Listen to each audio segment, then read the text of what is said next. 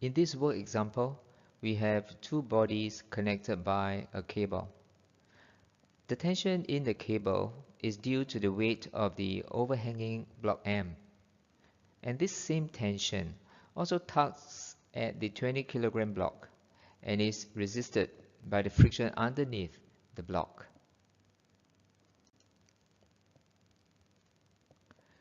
Now to find the smallest M required to start the block moving, we need to look at the 20 kilogram block when it is at impending motion. The static friction Fs directly affects the tension T. So this completes the free body diagram for the block. Next, we move on to look at the free body diagram of the overhanging block M. Here there are only two forces, the cable tension and its weight.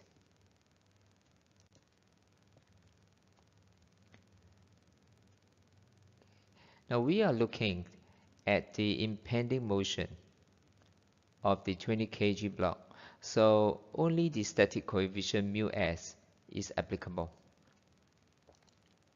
So beginning with the 20 kilogram block, we obtain the normal reaction, and then followed by the static friction, which is 58.86, and finally for the summation of forces along the direction of motion, we get the cable tension T, which is 58.86 newtons. Now this tension T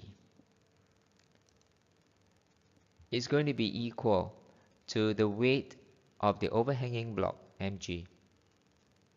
So mg is 58.86. Divide this by 9.81 and we have the mass m, which equals 6 kilograms. And this is the least mass to start the motion for the system.